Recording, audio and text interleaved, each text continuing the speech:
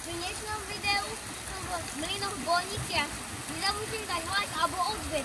A určite tuto odporúčam toto miesto navštíviť, pretože je tu teplúčka voda a ideme túto kačiču pustiť, ktorú som si pripravil.